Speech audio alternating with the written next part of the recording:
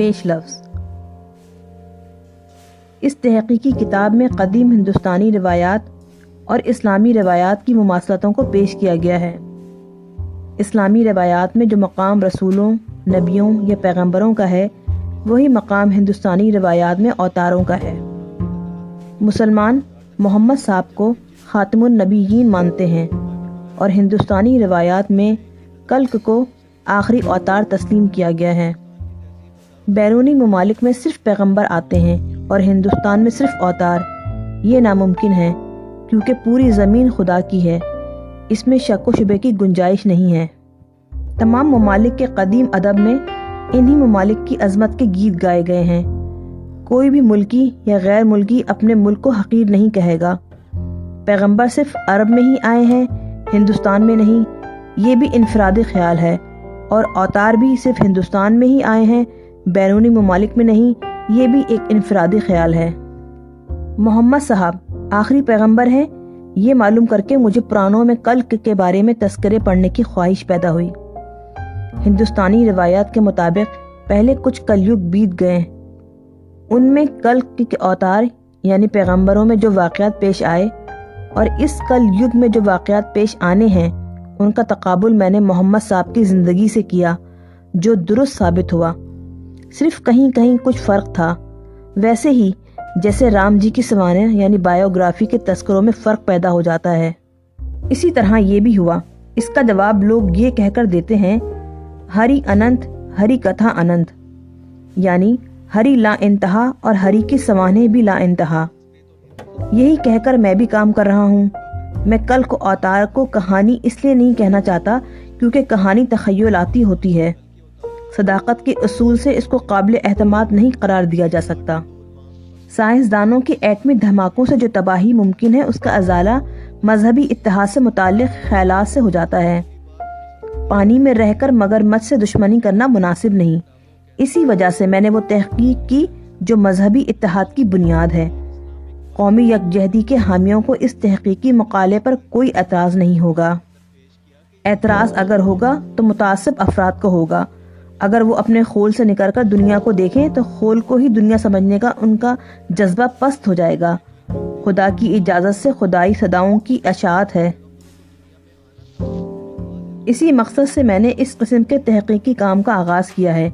اس سے پہلے کچھ لوگوں نے اس موضوع پر کچھ لکھا تھا یا نہیں، یہ واضح طور پہ نہیں کہا جا سکتا، لیکن سرور عالم میں اتنا اشارہ ہے کہ محمد صاحب اور کلک ایک ہی ہے۔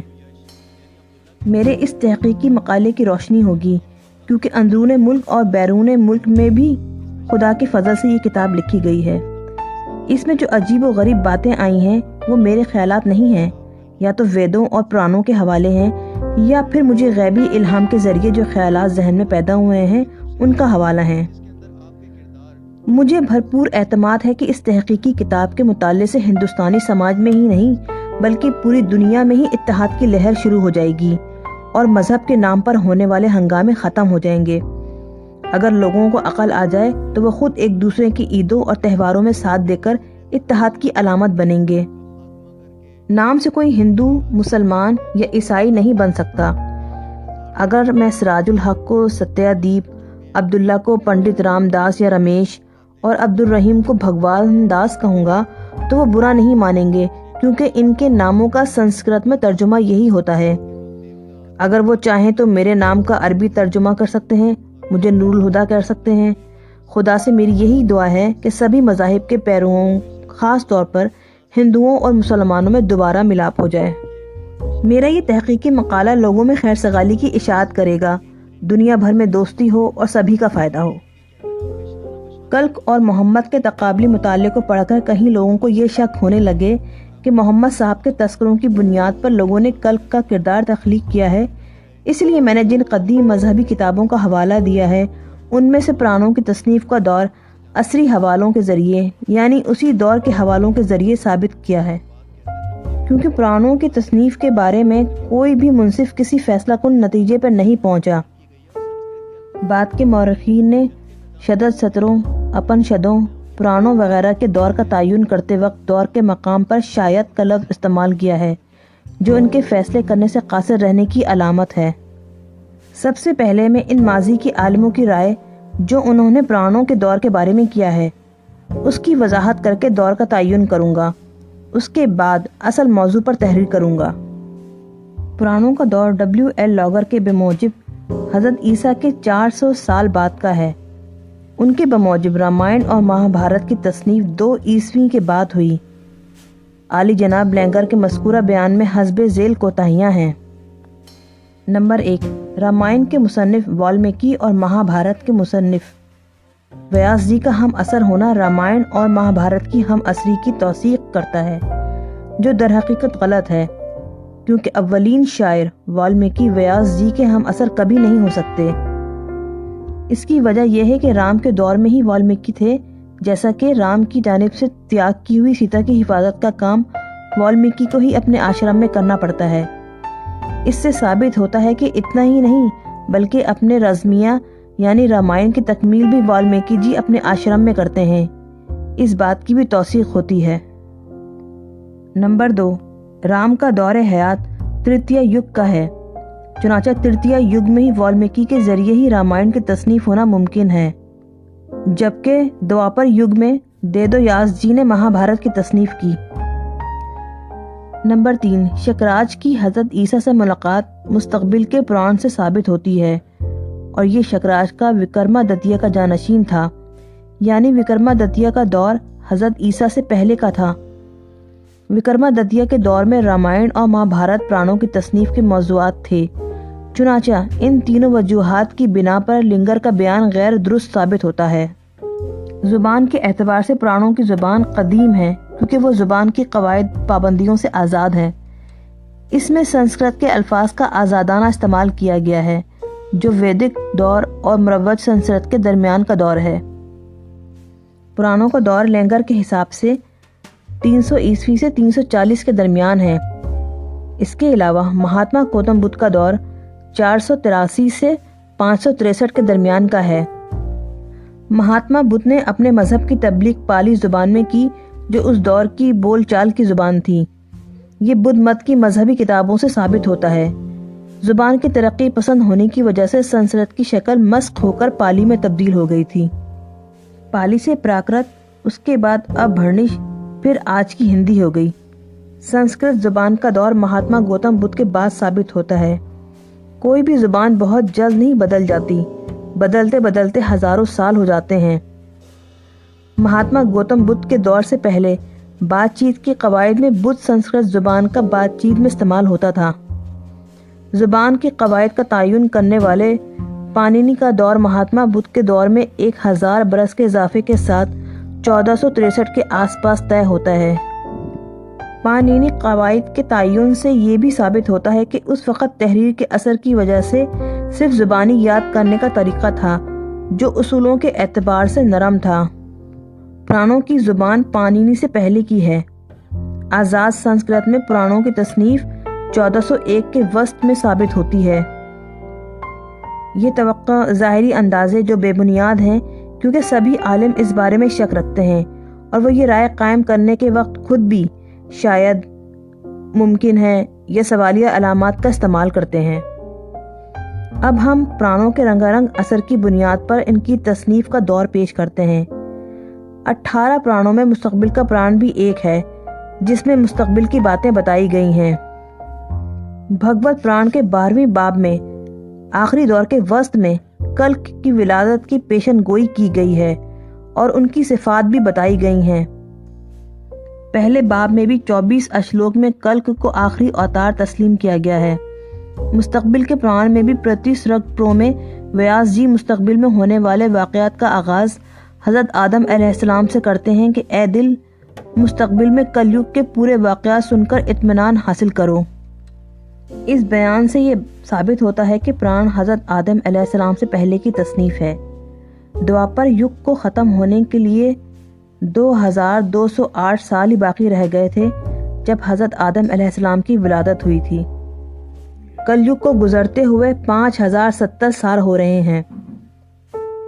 چنانچہ حضرت آدم آج سے 5070 جمع 2008 برابر ہے 5278 سال پہلے پیدا ہوئے۔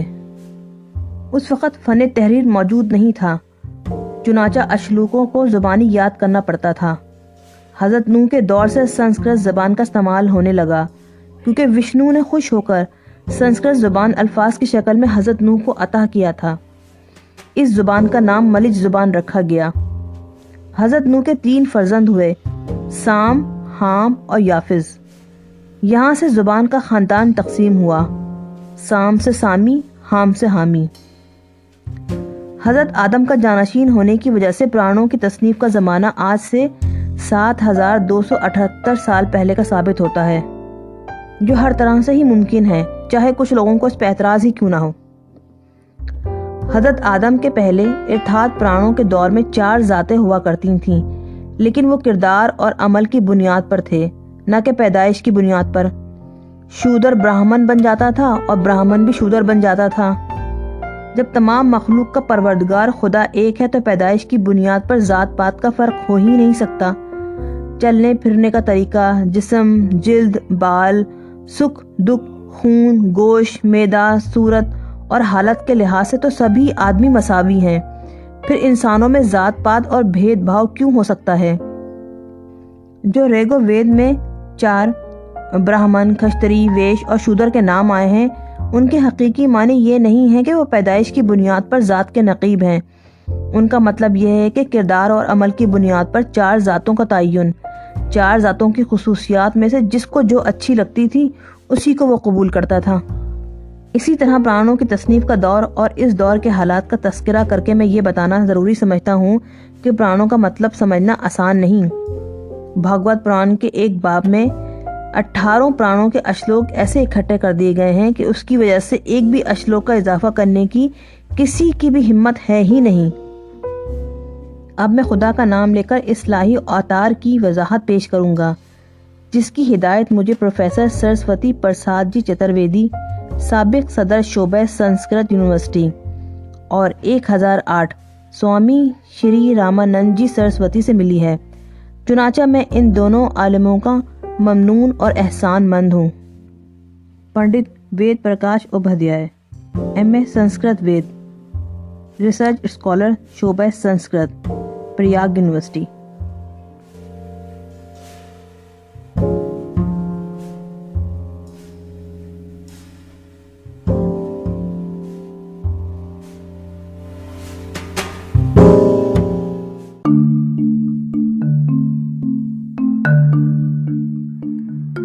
अवतार का मतलब। लफ्ज़ अवतार का मतलब है कि कुर्रे अर्श पर आना, ईश्वर का अवतार। इन अल्फाज का मतलब सबको पैगाम पहुंचाने वाले महात्मा का कुर्रे अर्श पर पैदा होना। खुदा हर शय पे मुहीत है, किसी मखसूस मकाम में उसका क़याम और वहाँ से उसका कहीं आना जाना, ये कहना इस लामहदूद हस्ती को महदूद बनाता है। कहीं उसका नूर मखसूस अंदाज में चमकता है, कहीं उसका नूर जाहिर नहीं होता, जैसा कि तापनाक सूरज का नूर मध्यम नजर आने लगता है, लेकिन उससे सूरज का नूर कम नहीं होता। ऊपर के 7 आसमानों में सबसे ऊंचे यानी 7वें आसमान पर उसका मकाम है, जहां ना तो सूरज चमकता है और ना चांद और तारे दिखाई देते हैं। वहां पर खुदा का इतना नूर फैला हुआ है कि सूरज और चांद की रोशनी उसके सामने कोई हकीकत नहीं रखती। जिस तरह सूरज की रोशनी से सभी सैयारे रोशन होते हैं, इसी तरह खुदा के नूर से सभी रोशन होते हैं। इसी से मुताल्लिक यानी इसका कोई महबूब या महात्मा लोगों को फायदा पहुंचाने में दुनिया में पैदा होता है, या फिर दुनिया में पैदा होने वाले लोगों में से पाकीज़ा कल्ब और बेऐब किरदार रखने वाले किसी एक शख्स में इल्म भर दिया जाता है और खुदा के नूर का उसे दीदार हो जाता है, जिसकी वजह से बगैर तालीम हासिल किए हुए ही उसे मुकम्मल इल्म हासिल हो जाता है। ईश्वर का अवतार में लफ्ज़ का ताल्लुक होने की अलामत है। चुनाचा खुदा से ताल्लुक रखने वाले शख्स का अवतार की हैसियत हासिल कर लेना बिल्कुल वाज़ेह है। खुदा से ताल्लुक रखने वाला कौन है? इससे ताल्लुक रखने वाला वही है जो उसका बंदा है। रगो वैद में ऐसे शख्स को कैरो कहा गया है। लफ्ज़ कैरो के हिंदी में माना खुदा की तारीफ करने वाला होते हैं। इसी को अरबी में मोहम्मद कहते हैं। शुबा ये होता है कि इस तरह तो खुदा की तारीफ करने वाले जितने भी लोग हैं सभी मोहम्मद कहलाएंगे, लेकिन ऐसा नहीं है। خدا کی خصوصی تعریف کرنے والے کے لیے ہی لفظ کیرو یا محمد مختص ہو گیا ہے، تو جس کے لیے جو لفظ مخصوص ہو جاتا ہے اسی سے اس کی شناخت بن جاتی ہے۔ حضرت آدم علیہ السلام بھی تو خدا کی تعریف کرنے والے ہی تھے، لیکن ان کا نام محمد نہیں ہوا۔ نتیجہ یہ نکلا کہ خدا سے تعلق رکھنے والا ہر شخص کیرو نہیں ہو سکتا۔ یہاں ہم صرف آخری اوتار کا ذکر کر رہے ہیں، نہ کہ پیغمبروں اور اوتاروں کی تاریخ بیان کر رہے ہیں۔ اتنا کہنا ضروری سمجھتا ہوں کہ لفظ اوتار سنسکرت زبان میں، پروفٹ انگریزی زبان میں اور نبی عربی زبان میں دنیا کو نجات دلانے والوں کے لیے استعمال کیا جانے والا لفظ ہے۔ ہر ملک کے لیے الگ الگ اوتار ہوئے ہیں، کیونکہ ایک اوتار سے تمام ممالک کی بھلائی ناممکن ہے۔ لیکن آخری اوتار کی بات اور ہے۔ جب اس کا افتتاح ہوتا ہے تب اس کا مذہب دنیا کے سبھی مذاہب میں برتر ہو جاتا ہے۔ اب ہم اوتار کے اسباب پر غور کریں گے۔ اوتار کے آنے کی وجوہات اور اسباب۔ نمبر 1، لوگوں کی بے دینی میں اضافہ اور دین سے حقیقی معنوں میں دور ہو جانا۔ نمبر 2، خالص دین میں ملاوٹ کر لینا، یعنی اپنی غرض کے لیے دین میں غیر مذہبی باتوں کی ملاوٹ کرنا۔ نمبر 3، دین کے نام پر بے دینی کرنا۔ نمبر 4، مذہب کی آڑ میں ناواقف لوگوں کو دین کی شکل میں بے دینی کی تبلیغ کرنا۔ نمبر 5، خدا کے بندوں کو تکلیف دینا۔ نمبر 6، گناہوں اور مظالم میں اضافہ۔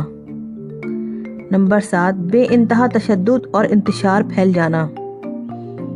نمبر 8، اپنا پیٹ پالنے اور اپنے خاندان کی پرورش تک ہی مذہب کو محدود رکھنا۔ نمبر 9، خدا کی عطا کردہ اشیاء کا بدنیتی سے استعمال۔ نمبر 10، سادھوؤں کی حفاظت کرنے کے لیے اور دشمنوں کو ہلاک کرنے کے لیے اوتار ہوتا ہے۔ 11، مذہب کی تباہی کے دہانے پہ پہنچ جانے پر اوتار پیدا ہوتا ہے۔ نمبر 12، مار کاٹ اور لوٹ مار کے بڑھنے پر اوتار پیدا ہوتا ہے۔ 13، دور کے مطابق لوگوں کی تبدیلی کو دیکھ کر اور ان کے لیے حقیقی مذہب میں تبدیلیاں دیکھ کر مذہب کے پرانے اصولوں کو نئی شکل دے کر ان سے عمل کروانے کے لیے۔ مذکورہ بالا وجوہات کی موجود ہونے پر اوتار پیدا ہوتا ہے۔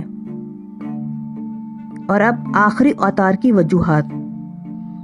اوتار کی وجوہات کی مختصر سی وضاحت کے بعد اب ہم آپ کو آخری اوتار کی وجوہات سے واقف کرانا چاہتے ہیں۔ نمبر 1، بربریت کا سامراج۔ لوگوں میں ظلم کا جذبہ اور اپنی روح کی عظمت کو سمجھنا اور دوسروں کی جانوں کو کچھ نہ سمجھنا۔ راجاؤں میں برائی کی عادت، ٹیکسوں میں اضافہ کر دینا، سچے مذہب کی تبلیغ کرنے والوں پر سنگ باری۔ نمبر 2، پیڑوں کا نہ پھلنا پھولنا، اگر پھل پھول آئیں تو بھی بہت کم۔ نمبر 3، ندیوں میں پانی کی کمی۔ نمبر 4، ناانصافی کا جذبہ، دوسروں کو ہلاک کر کے ان کی دولت لوٹ لینا، بیشتر لڑکیوں کو ہلاک کر کے زمین میں دفن کر دینا۔ نمبر 5، عدم مساوات میں اضافہ، مساوات کا جذبہ ختم ہو جانا، اونچ نیچ چھوت چھات کی لعنت۔ نمبر 6، خدا کو چھوڑ کر دوسروں کی پرستش، بے شک کائنات کا ایک ہی پروردگار ہے لیکن اس کو چھوڑ کر دیگر دیوی دیوتاؤں کی پوجا، پیڑ پودوں اور پتھروں کو ہی خدا ماننے کا رواج۔ نمبر 7، بھلائی کی آڑ میں برائی، بھلائی کا یقین دے کر کسی کو پھنسا لینا اور اس کو تباہ کرنا، اسی کو کینہ کہتے ہیں۔ نمبر 8، حرص و ہوس اور خود غرضی کا پھیل جانا، لوگوں میں ہمدردی کا جذبہ ختم ہو جانا، آپس میں ایک دوسرے کو دشمنی کی نظر سے دیکھنا، خدا پر عقیدہ مفقود ہو جانا، لوگوں کو دکھانے کے لیے تقویٰ اور پرہیزگاری کی نمائش کا جذبہ پیدا ہو جانا۔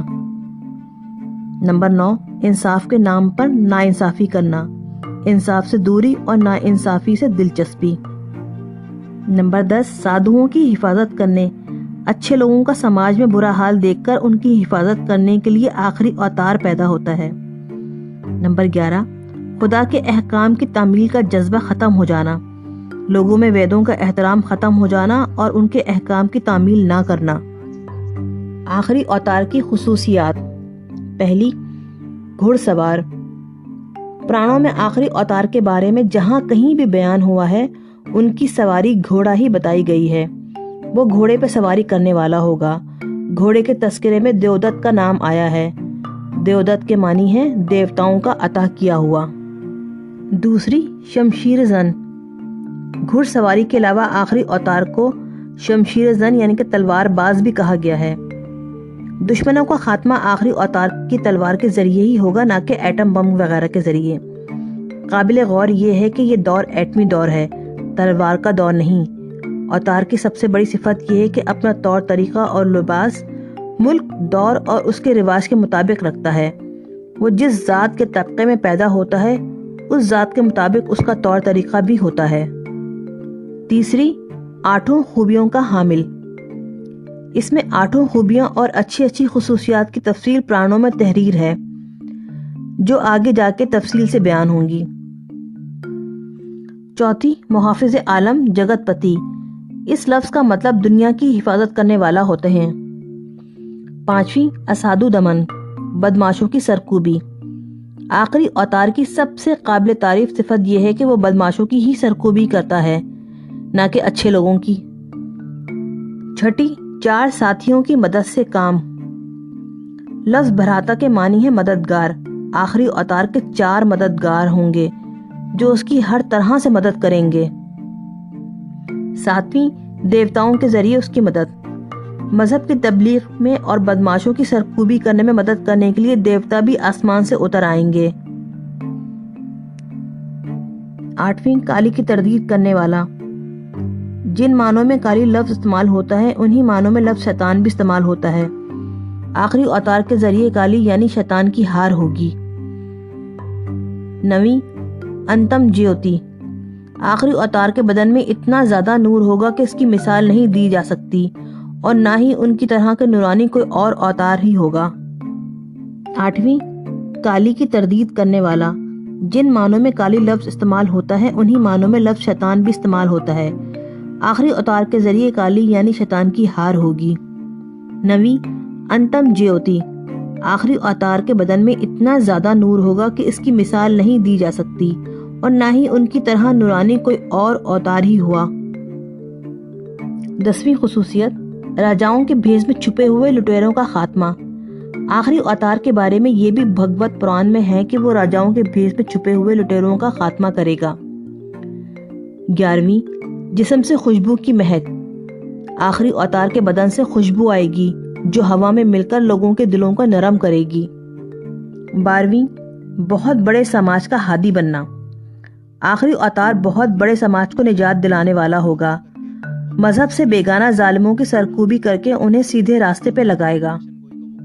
13ویں، مادو مہینے کی 12 تاریخ کو جنم۔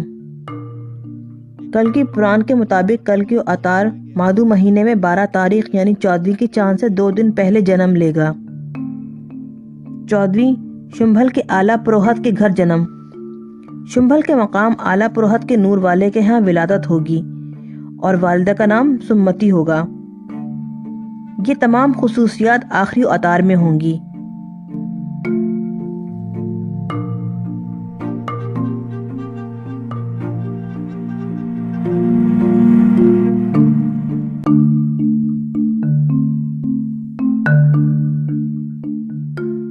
آخری اوتار کا دور۔ ہندوستان کے مذہبی صحیفوں میں وقت یعنی دور کو 4 حصوں میں تقسیم کیا ہے۔ نمبر 1، ستیگ۔ اس دور کا نام کرت یگ بھی ہے۔ اس کی مدت 17,28,000 برس ہے۔ نمبر 2، ترتیہ یگ۔ ست یگ کے بعد ترتیہ یگ آتا ہے۔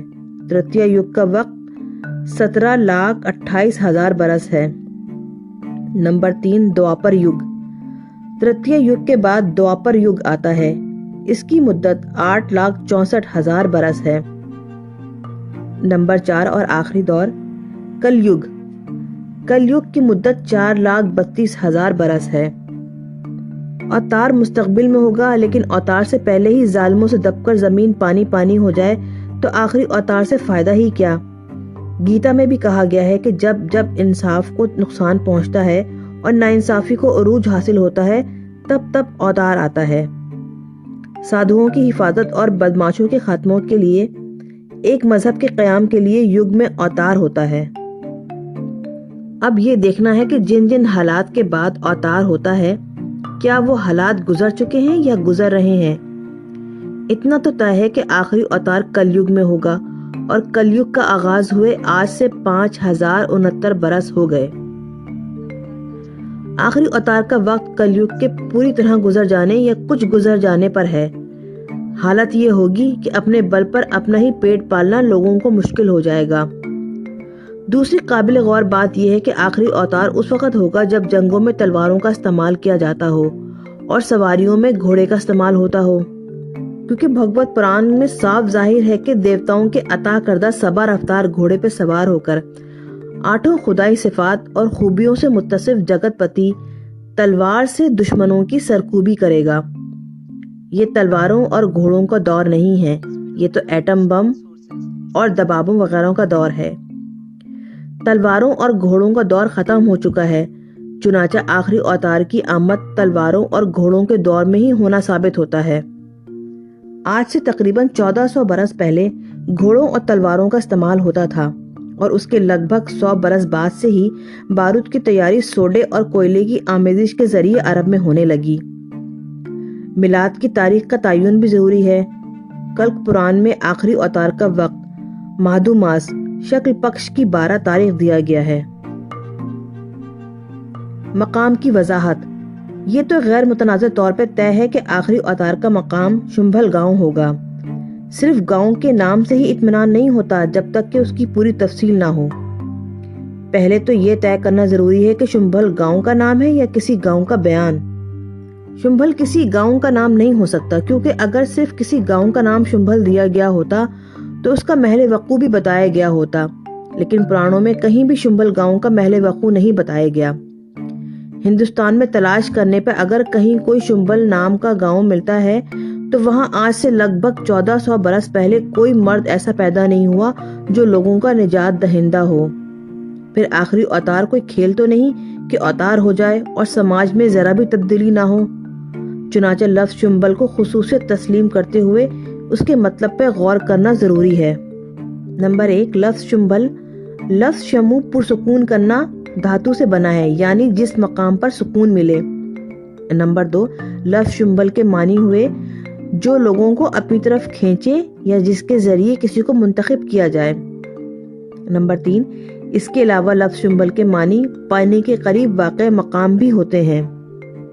لوگوں کو یہ شبہ ہوگا کہ جب شنبھل کے معنی پانی نکل رہے ہوں تو پانے کے قریب کا مقام یا گاؤں معنی کیوں لیے گئے ہیں؟ اس کے جواب میں صرف یہی کہا جا سکتا ہے کہ موقع یہاں گاؤں کے تذکرے کا ہے، پانی کا نہیں۔ جب گنگا میں لفظ گھوش کا یہ مطلب سمجھا جاتا ہے کہ گنگا کے قریب واقع گاؤں میں گھوش، نہ کہ گنگا کے پانی کے اوپر گھوش، تو لفظ شنبھل کے معنی ایسے ہی کیوں نہیں نکالے جاتے؟ اگر گنگا میں گھوش کا یہ مطلب تسلیم کیا گیا ہے تو یہاں کیوں تسلیم نہیں کیا جاتا؟ آخری اوتار کے مقام کے بارے میں صرف اتنا ہی قابل غور ہے کہ وہ مقام جس کے آس پاس پانی ہو، وہ مقام پرکشش ہو اور پرامن ہو۔ اوتار کی سرزمین مقدس اور پاک ہوتی ہے، یعنی اس مقام پر پاکیزگی ہونی چاہیے اور تشدد وغیرہ نہیں ہونا چاہیے۔ ساتھ ہی ساتھ وہ مقام ایک تیرتھ جہاں زائرین آتے ہوں ہونا چاہیے۔ لفظ شنبھل کے معنی ہے مقام امن۔ آخری اوتار کا مقام پرامن، تشدد اور دشمنی تعصب سے پاک ہونا چاہیے۔ آخری اوتار کے لیے ضروری نہیں کہ وہ ہندوستان ہی میں ہو یا سنسکرت یا ہندی ہی بولے۔ زبان، رہن سہن تو صرف ملک اور زمانے کے مطابق ہوتی ہے۔ اگر اوتاروں کے لیے ایک ہی زبان، رہن سہن اور ایک ہی لباس مختص ہوتے تو سبھی ملکوں کے اندر آنے والے اوتاروں کی زبان، رہن سہن، لباس ایک ہی ہوتے۔ ایسا کہنا جاہلیت ہے کہ اوتار صرف ہندوستان ہی میں ہو۔ کیا ہندوستان ہی خدا کا چہیتا مقام ہے اور دیگر ممالک نہیں؟ اور کیا مخلوق صرف ہندوستان ہی میں ہے، دیگر ممالک میں نہیں ہے؟ چنانچہ آخری اوتار ہندوستان سے باہر بھی ہو سکتا ہے اور وہاں اس ملک کی زبان، رسم و رواج، لباس، رہن سہن کے مطابق اس کو عمل کرنا ہوگا، لیکن بے دینی اور ناانصافی کے خلاف۔ وقت کے پیش نظر اتنا تو واضح ہے کہ ہندوستان میں آج سے تقریباً 1300-1400 سال قبل کوئی ایسی شخصیت پیدا نہیں ہوئی جو آخری اوتار کی کسوٹی پر پوری اترے۔ جتنے بھی پران ہیں کلک اوتار کے بارے میں سبھی اس مقام کا نام سنبھل بتاتے ہیں۔ سنبھل یا شنبھل لفظ ایک ہی ہے۔ آخری اوتار کے ثبوت کے تذکرے میں مقام وغیرہ کا فیصلہ کیا جائے گا۔ دنیا کی سماجی اور مذہبی تبدیلی کا دور۔ ہر عظیم ہستی کی ولادت سے پہلے کافی مشکلات کے حالات پیدا ہوتے ہیں، یا یوں کہیے کہ ہر سمت مشکلات پیدا ہو جانے کے بعد ہی خدا کسی عظیم ہستی کو بھیجتا ہے۔ ہندوستان کی حالت بھی آج سے تقریباً 2000 قبل پہلے بہت خراب تھی۔ قدیم ہندوستان کی تاریخ میں سب سے گہری تاریکی کا دور مظالم کا دور ہے، جو تقریباً 500 عیسوی سے شروع ہو جاتا ہے۔ ویدک دور میں مورتی پوجا کا رواج تھا، لیکن اس وقت مندروں میں مورتی پوجا ہر طرف عام رواج اور ایک مقام بن گیا تھا۔ مندروں کے پجاری طرح طرح کی مورتیوں کے اجارہ دار بنے، جو مذہب کی آڑ میں بھولے بھالے یاتریوں کو لوٹتے تھے۔ ویدک دور میں سارے ہندو عوام میں اتحاد اور مساوات کا طریقہ کار ہوتا تھا، لیکن اب ذات پات کی وجہ سے غیر معمولی اونچ نیچ کا بول بالا ہو گیا تھا۔ ویدک دور سے ذات پات کا نظام جو پاکیزگی اختیار کرنے پر تھا، اب پیدائشی ذات پات کا نظام بن گیا تھا۔ اس سے سماج کے ادارے پہ بہت برا اثر پڑا۔ عورتوں کو داشتہ کا مقام دیا گیا۔ دستور اس قسم کا بنا جو خصوصی طور پہ جانبداری سے بھرپور تھا۔ براہمن چاہے کتنا ہی ظلم کیوں نہ کرے، سزائے موت کا مستحق کبھی نہیں ہوتا تھا۔ نچلی ذات کا کوئی شخص اگر اونچی ذات کی کسی شادی شدہ عورت سے جنسی تعلق قائم کرے تو اسے سزائے موت دی جاتی تھی، لیکن اگر کوئی اونچی ذات کا مرد نچلی ذات کی کسی شادی شدہ عورت سے جنسی تعلق قائم کر لیتا تو اسے برائے نام سزا دی جاتی اور گالی دینے پہ زبان کاٹ لینا۔ شراب پینا راجاؤں کی شان کی علامت سمجھا جاتا تھا۔ شاہی خاندان کی عورتیں بھی شراب کے نشے میں مدہوش گھومتی تھیں۔ سڑکوں پر بدماشوں کا مجمع لگا رہتا تھا۔ خدا کی تلاش جنگلوں اور پہاڑوں میں کی جاتی تھی۔ تصوراتی اور من گھڑت خیالات اور بھوت پریت کی پوجا کا بھی رواج تھا۔ غالباً اتنی بری حالت رومی اور ایرانی مملکتوں کی پہلے کبھی نہیں تھی جتنی 7ویں صدی کے آغاز میں تھی۔ بازنطینی سلطنت کے زوال سے مکمل حکومت منتشر ہو چکی تھی، اور پادریوں کے برے خیالات اور بدعمالیوں کا نتیجہ یہ نکلا کہ عیسائی مذہب بہت بدنام ہو گیا۔ حالت اتنی خراب ہو گئی کہ آج اس کا تصور بھی نہیں کیا جا سکتا۔ ان برے حالات کی آج وضاحت کی جائے تو شاید کوئی یقین بھی نہ کرے، لیکن ان برائیوں کے ایسے غلبے کے آثار موجود ہیں کہ کوئی شک و شبہ بھی نہیں کر سکتا۔ بار بار جنگوں اور دشمنوں کی وجہ سے سماج راہ بھول چکا تھا۔ شہروں اور قصبوں میں خون خون ندیاں بہتی تھیں۔ حضرت عیسیٰ علیہ السلام مسیح نے سچ ہی کہا تھا کہ میں تمام تاریخی شہادتوں سے یہ بھی ثابت ہوتا ہے کہ محمد صاحب کی ولادت سے پہلے عیسائیاں ان سے دور ہو گئی تھیں۔ وہ حقیقی مذہب کو بھول گئے تھے، مذہب کے بارے میں قسم قسم کے عقائد ایجاد کر کے ان پہ عمل کیا کرتے تھے۔ انہی گرجا گھروں میں بہت سے توہمات کو مذہب قرار دے کر ان پر عقیدہ رکھا جانے لگا، اور بہت ہی بے شرمی سے مورتی پوجا شروع ہو گئی۔ محمد صاحب سے پہلے عیسائی مذہب اور مورتی پوجا دونوں نے مل کر ایک نیا روپ اختیار کر لیا، جس کی وجہ سے عیسائیوں میں مورتی پوجا عام ہو گئی اور خدائے واحد کے مقام پر 3 خدا بٹھا دیے گئے۔ بی بی مریم حضرت عیسیٰ علیہ السلام کی والدہ کو خدا کی ماں سمجھا جانے لگا۔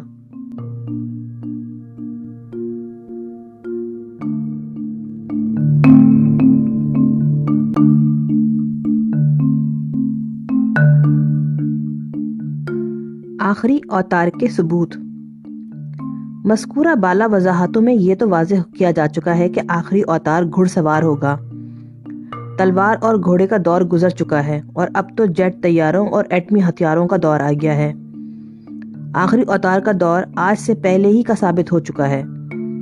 آخری اوتار سے پہلے کے حالات بھی ثابت ہو چکے ہیں کہ مذہب کا انحطاط اور مظالم میں اضافہ ہونے پر آخری اوتار کی ولادت ہوگی۔ کلک اوتار اور محمد صاحب کا تقابلی مطالعہ درجہ ذیل ہے۔ گھڑ سواری اور تیغ زنی۔ بھگوت پران دوادوش سکند دوتیہ ادھیائے کے 19ویں اشلوک سے کلک کا خدائی عطیہ گھوڑوں پر سواری کرنا اور تلوار سے سرکشوں کا صفایا کرنا ثابت ہے۔ خدائی عطیہ یہ گھوڑا بہترین رہے گا، اسی پہ سوار ہو کر وہ سرکشوں کا خاتمہ کریں گے۔ محمد صاحب کو بھی فرشتوں کے ذریعے گھوڑا ملا تھا جس کا نام براق تھا۔ اس پر سوار ہو کر محمد صاحب نے آسمانوں کی سیر کی تھی۔ محمد صاحب کو یہ گھوڑا بہت پسند تھا۔ ان کے 7 گھوڑے تھے۔ انس نے کہا ہے کہ میں نے محمد صاحب کو دیکھا ہے کہ گھوڑے پہ سوار تھے اور گلے میں تلوار لٹکی ہوئی تھی۔ محمد صاحب کے پاس 9 تلواریں تھیں، ورثے میں حاصل ہوئی تھیں، ذوالفقار نام کی تلوار اور قلعی نام کی تلوار۔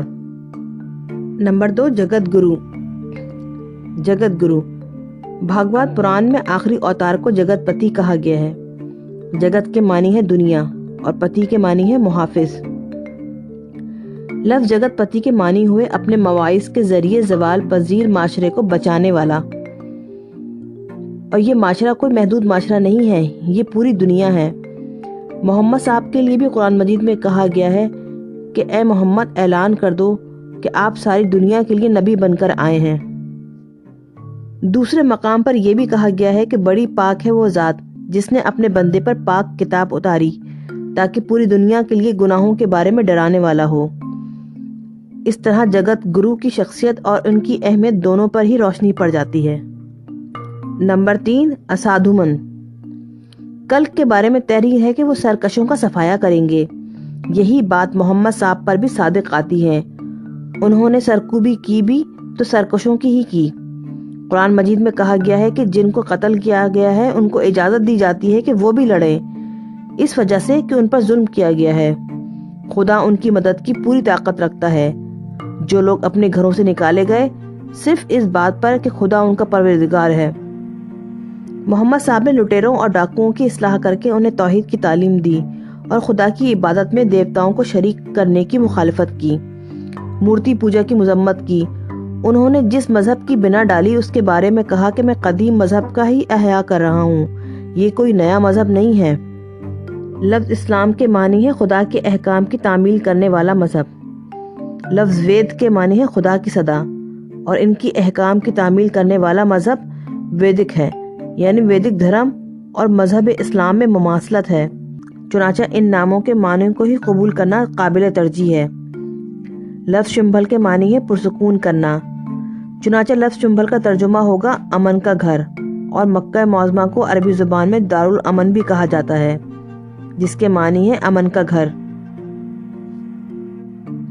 نمبر 5، اعلیٰ ترین پروہت کے ہاں ولادت۔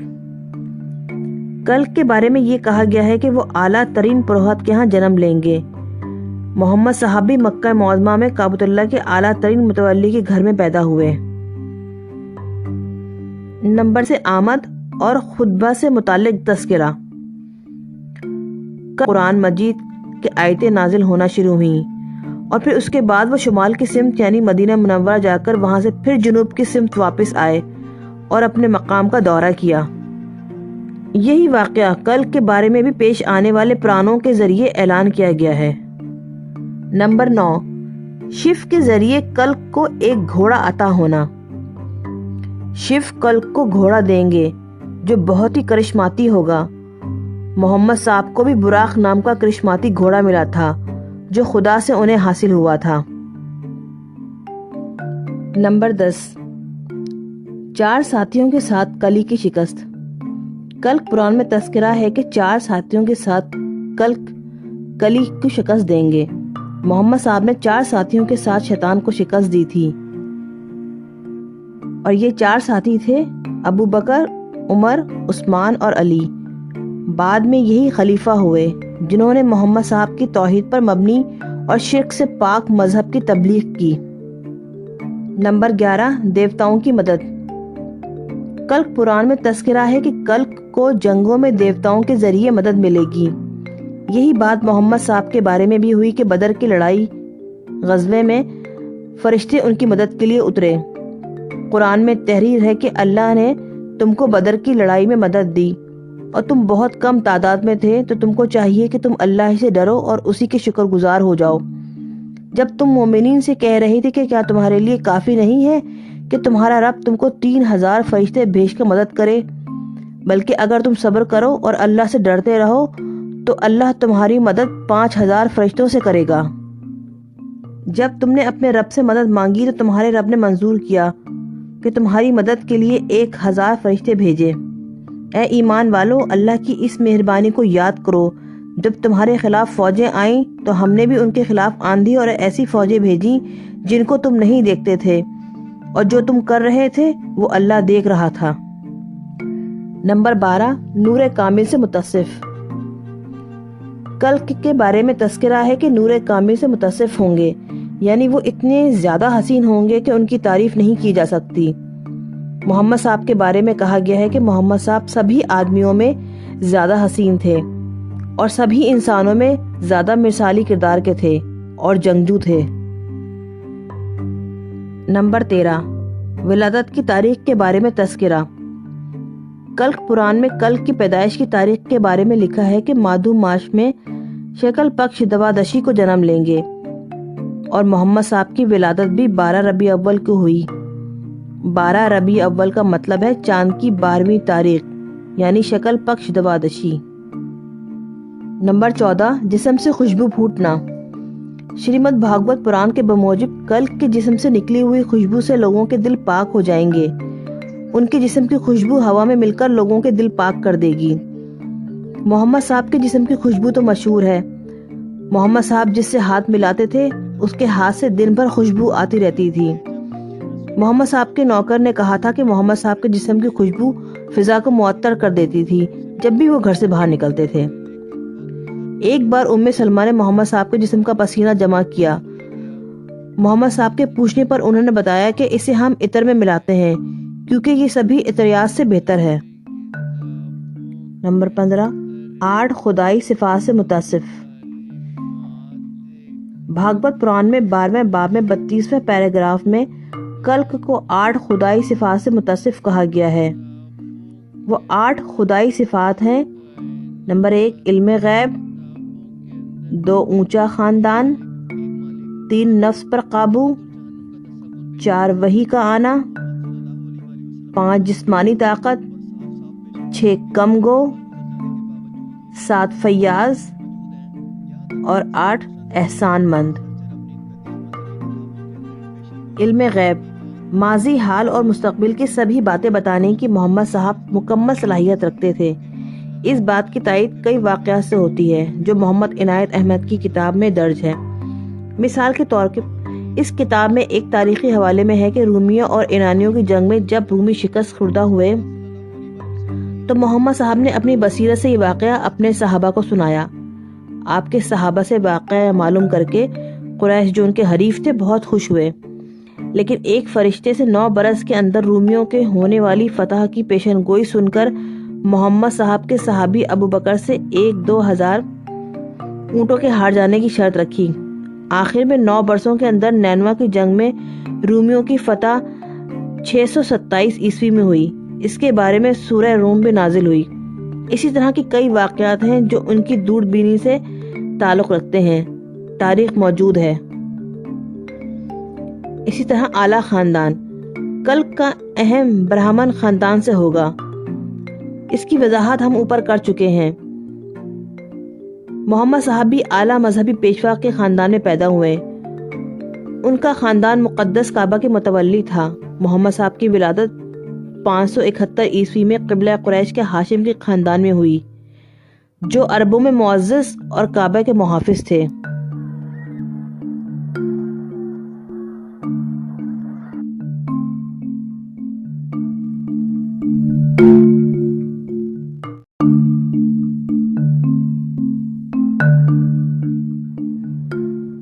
نمبر 15، 8 خدائی صفات سے متصف۔ بھاگوت پران 12واں باب 32واں پیراگراف میں کلک کو 8 خدائی صفات سے متصف کہا گیا ہے۔ وہ 8 خدائی صفات ہیں: علم غیب، اونچا یعنی کہ اعلیٰ خاندان، نفس پہ قابو پانا، وحی آنا، جسمانی طاقت، کم گو، فیاض اور احسان مند۔ علم غیب، ماضی، حال اور مستقبل کی سبھی باتیں بتانے کی محمد صاحب مکمل صلاحیت رکھتے تھے۔ اس بات کی تائید کئی واقعات سے ہوتی ہے جو محمد عنایت احمد کی کتاب میں درج ہے۔ مثال کے طور پر اس کتاب میں ایک تاریخی حوالے میں ہے کہ رومیوں اور ایرانیوں کی جنگ میں جب رومی شکست خوردہ ہوئے تو محمد صاحب نے اپنی بصیرت سے یہ واقعہ اپنے صحابہ کو سنایا۔ صحابیوں سے اس واقعے کا علم ہونے کے بعد قریش کے مخالفین بہت خوش ہوئے۔ لیکن ایک فرشتے کی یہ پیشنگوئی سن کر کہ 9 سال بعد رومی فتح حاصل کریں گے، محمد صاحب کے صحابیوں کے پاس 2000 اونٹوں کی شرط تھی۔ آخر کار 9 سال کے اندر نینوا کی جنگ میں رومیوں کی فتح ہوئی۔ 627 عیسوی میں اس سلسلے میں سورہ روم نازل ہوئی۔ اسی طرح ان کی دور اندیشی سے جڑے کئی واقعات تاریخ میں مذکور ہیں۔ اعلیٰ خاندان کلک کا اہم برہمن خاندان سے تعلق ہوگا۔ اس کی وضاحت ہم اوپر کر چکے ہیں۔ محمد صاحب بھی اعلیٰ مذہبی پیشوا کے خاندان میں پیدا ہوئے۔ ان کا خاندان مقدس کعبہ کا متولی تھا۔ محمد صاحب کی ولادت 571 عیسوی میں قریش کے بنو ہاشم قبیلے میں ہوئی، جو عربوں میں معزز اور کعبے کے محافظ تھے۔ نفس پر قابو 8 خدائی صفات میں تیسری صفت نفس کو قابو میں کرنا ہے۔ ہندوستانی مذہبی صحیفوں میں کلک کے بارے میں کہا گیا ہے کہ کلک نفس پر قابو پانے والے ہوں گے۔ محمد صاحب کے بارے میں کہا گیا ہے کہ وہ نفس کی خواہشات سے پاک، مہربان، پرامن، نفس پر قابو پانے والے اور نیک ہوں گے۔ نفس پر قابو پانے کا مطلب ہے خواہشات پر قابو پانا۔ خواہشات دل کے تابع ہو کر کام کرتی ہیں۔ دل کو مطیع کرنا ہی نفس پر قابو پانا ہے۔ اگر کوئی یہ اعتراض کرے کہ جو مرد نو نکاح کرے تو اس کو پرشہوت یا جنسی تعلق کا شدائی کہنے کے بجائے نفس پر قابو پانے والا کیسے کہا جا سکتا ہے، تو اسے یہ معلوم ہو جانا چاہیے کہ یوگی راج شری کشن کی پتنیوں کی تعداد کیا 600 سے زیادہ نہیں تھی؟ یوگی تو دنیاوی کاروبار میں مصروف رہ کر بھی حرص و ہوس سے پاک رہتے ہیں۔ جیسے کنول کا پتا پانی میں رہتے ہوئے بھی پانی سے دور رہتا ہے، ویسے ہی یوگی مرد خدا تک پہنچنے والا بھی دنیاوی کاروبار اور لذتوں میں رہتے ہوئے بھی ان سے دور رہتا ہے۔ چنانچہ محمد صاحب کی شادیاں بھی اس دور کے رواج کے عین مطابق تھیں۔ اس سے ان کی نفسانی خواہشات سے پاک ہونے میں کوئی فرق نہیں پیدا ہوتا۔ وہی 8 خدائی صفات میں سے چوتھی صفت ہے۔ وہی کا مطلب ہے جو خدا کی طرف سے سنائی گئی ہو اور پیغام بروں کے ذریعے سنائی گئی ہو۔ خدائی علم جس شکل میں بھی ہو اسے وحی کہا جاتا ہے۔ محمد صاحب پر فرشتے کے ذریعے وحی نازل ہوتی تھی۔ لین پول اس بات کی تائید کرتا ہے کہ محمد صاحب پر خدا کے قاصد کے ذریعے وحی نازل ہونا بے شک سچ ہے۔ آر.بی. اسمتھ بھی اس بات سے متفق ہے کہ ایک دور میں محمد صاحب کی نبوت کا درجہ پانے کا اعلان کیا گیا۔ سر ولیم میور نے بھی محمد صاحب کے بارے میں لکھا ہے کہ وہ اللہ کے نائب یعنی کہ خلیفہ تھے۔ اس طرح محمد صاحب اور کلک اوتار کی مماثلت ثابت ہوتی ہے۔ جسمانی قوت یہ 8 خوبیوں میں سے 5ویں خوبی ہے۔ محمد صاحب کی جسمانی قوت بے شک کسی اور کے مقابلے میں سب سے زیادہ تھی، لیکن اہل عرب ان کی بات سننا پسند کرتے تھے۔ فیاضی مذہب کا لازمی جزو ہے۔ غریبوں کو خیرات دینا 8 صفات میں سے 7ویں صفت ہے۔ تقریباً ہر عظیم شخصیت نے اسے تسلیم کیا ہے۔ کلک کو تو 8 صفات کا حامل قرار دے دیا گیا ہے۔ پرانوں میں ان 8 صفات کی تفصیل بیان کی گئی ہے۔ محمد صاحب خیرات میں ہمیشہ مصروف رہتے تھے۔ ان کے گھر پر غریبوں کا جھمگٹ لگا رہتا تھا۔ وہ کبھی کسی کو نا امید نہیں کرتے تھے۔ سر ولیم میور نے بھی محمد صاحب کو بہت خوبصورت، صحت مند، طاقتور اور مخیر قرار دیا ہے۔ احسان مندی یا شکر گزاری یہ 8واں معیار شکر ہے۔ یہ پرانوں میں آخری خوبی ہے جس کی 8 خصوصیات کی پیشن گوئی کی گئی ہے۔ جیسا کہ ہم اوپر محمد صاحب کی 7 صفات کے بارے میں واضح کر چکے ہیں کہ کوئی مورخ آپ کے بارے میں شکر کی موجودگی سے انکار نہیں کر سکتا۔ انصار مدینہ کے بارے میں محمد صاحب کے اقوال زرعی ان کی شکر گزاری کو واضح طور پہ ثابت کرتی ہیں۔ نمبر 1 انکشافات پر مبنی خطابات۔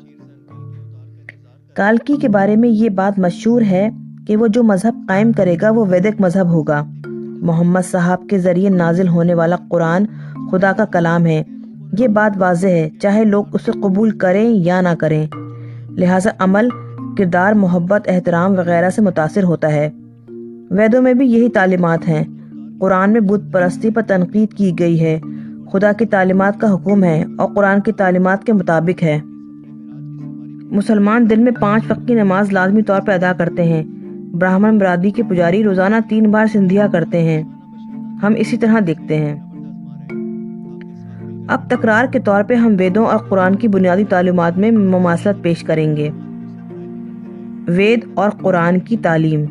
نمبر 1، خدا کے سوا کوئی عبادت کے لائق نہیں، وہ ابدی اور خود قائم ہے، تمام چیزیں اسی پر منحصر ہیں، جب تک وہ حکم نہ دے کوئی اس کے طریقہ کار میں دخل نہیں دے سکتا۔ وہ ہمارے ماضی اور مستقبل کے بارے میں سب کچھ جانتا ہے، ہم اس کے علم کے خزانے سے صرف اتنا ہی علم حاصل کر سکتے ہیں۔ وہ ان سب کا انتظام کرتا ہے، وہ کبھی نہیں تھکتا، وہ سب سے اوپر اور سب سے بڑا ہے۔ نمبر 2، اپنشدوں کا ایک اشلوک کہتا ہے کہ خدا ایک ہے، اس کے علاوہ کوئی نہیں ہے، یہاں اس کے بغیر کوئی چیز نہیں ہے، یعنی دنیاوی طاقت اس وقت تک ہے جب تک کہ خدا کی قدرت دنیا کو نہیں چلاتی۔ اگر خدا کی قدرت کو قبول نہ کیا جائے تو دنیا کا وجود ہی نہیں رہے گا۔ نمبر 3، جسے کوئی آنکھ سے نہیں دیکھ سکتا اور جب اس کے سارے کام دیکھ لے تو یقین مانے کہ صرف وہی برہما ہے، جبکہ قرآن کہتا ہے کہ آنکھ اسے نہیں دیکھ سکتی لیکن وہ سب آنکھ سے ہی دیکھتا ہے۔ نمبر 4، ہمیں سیدھے راستے کی طرف لے جانے والی دھاندلی بھی کہتی ہے کہ اے روشن خیال خدا، ہمیں خوبصورت راستے کی طرف لے جا۔ نمبر 5، کہہ دو کہ ایشور ایک ہے، باقی سب اسی کے محتاج ہیں، نہ وہ کبھی پیدا ہوتا ہے نہ کسی کو پیدا کرتا ہے، اس کے برابر والا کوئی دوسرا نہیں ہے۔ خدا ایک ہے، سبھی جانداروں میں پوشیدہ ہے، سبھی کاموں کا مختار ہے، سبھی کے اوپر ہے، سب کا گواہ ہے، سب کچھ جانتا ہے، اس کی کوئی شکل نہیں۔ نمبر 6، ایشور ستیہ ہے، یعنی اللہ حق ہے۔ ویدانت میں کہا گیا ہے کہ ستیہ برہما، یعنی برہما ستیہ ہے۔ نمبر 7، جدھر بھی تم منہ کرو ادھر ہی خدا کا منہ ہے۔ گیتا میں کہا گیا ہے کہ وشوتی مکھم، یعنی اس کے ہر طرف مکھ ہیں۔ نمبر 8، ویدوں میں اور گیتا میں اور سمرتیوں میں ایک ایشور یعنی خدا کی بھکتی یعنی عبادت کرنے کا حکم دیا گیا ہے، اور اپنی کی ہوئی برائیوں کی معافی مانگنے کے لیے بھی اسی ایشور یعنی خدا سے پرارتھنا کرنے کا آدیش دیا گیا ہے۔ قرآن میں بھی کہا گیا ہے کہ اے نبی کہہ دیجئے میں تو صرف تم ہی جیسا ایک انسان ہوں، میری اور برہما کی ذات ہے کہ تمہارا لا الہ معبود یعنی کہ ایک اکیلا ہے جو پرستش کے لائق ہے، تو تم سیدھے اسی کی طرف منہ کرو اور معافی بھی اسی سے مانگو۔ 9، ویدوں پر عقیدہ نہ رکھنا اور اس کی نصیحتوں کو تسلیم نہ کرنا دہریت ہے۔ دہریت کے معنی یہ ہے کہ تسلیم نہ کرنا۔ قرآن میں بھی لفظ کافر اسی معنی میں استعمال ہوا ہے۔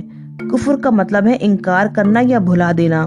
خدا اور پیغمبر کو ماننے والوں کے منہ سے کہلایا گیا کہ جو کچھ تم کہتے ہو اسی کی طرف سے ہم کافر ہیں، یعنی ہم اس کا انکار کرتے ہیں۔ 10، مسلمان کا مطلب یہ ہے کہ خدا کے حکم کو ماننے والا۔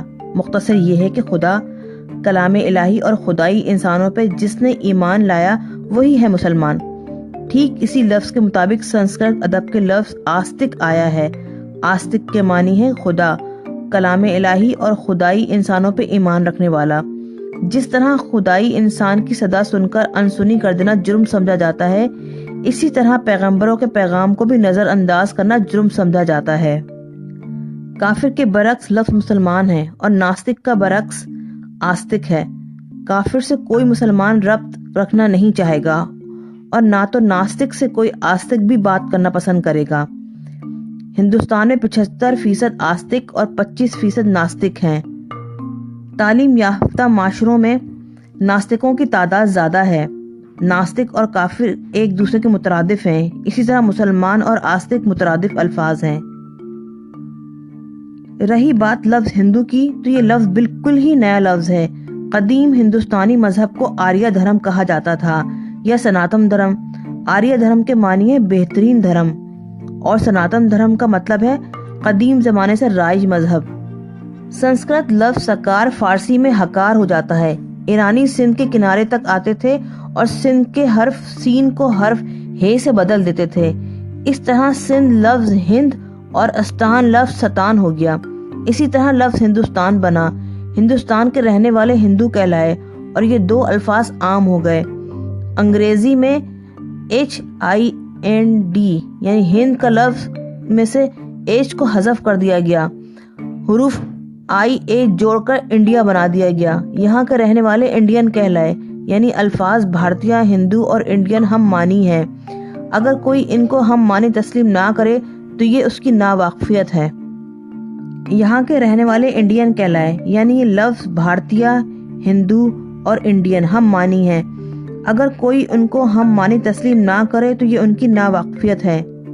ہندوستان میں رہنے والے مسلمان، عیسائی، دراوڑ، کول، کیرات، بھیل، پارسی، سنتھیال سبھی ہندو ہیں۔ علم لسانیات سے یہ ثابت ہے کہ ہندو دھرم، انڈین دھرم، سناتن یا آریہ دھرم میں زبان کے سوائے کوئی اور فرق نہیں ہے۔ اور اب آخر میں خلاصہ، صرف میں ہی نہیں، پورا تعلیم یافتہ طبقہ غیر جانبدار ہو کے پورے ممالک کے اتحاد کے مقصد سے اس تحقیقی کتاب کو یقیناً تسلیم کر کے ملک کی جذباتی زندگی کو پرامن بنائیں گے۔ ہندوستانی جن کلک کو بھگوان مانتے ہیں، مسلمان انہی کلک کے پیروں ہیں۔ کلک کے بارے میں کہا گیا ہے کہ یہ ہندوستانیوں کو بہت ہی بڑا فائدہ پہنچائیں گے۔ اس جذبے کی بنیاد پر ہر ایک ہندوستانی خود کو ہندو کہے یا انڈین کلک پر ایمان لے آئے، کیونکہ وہی آخری اوتار ہیں جو گھوڑے پہ سواری اور تلوار رکھنا اختیار کریں گے۔ اب جو زمانہ آ رہا ہے وہ گھوڑوں اور تلواروں کے زمانے سے کافی دور ہٹتا جا رہا ہے۔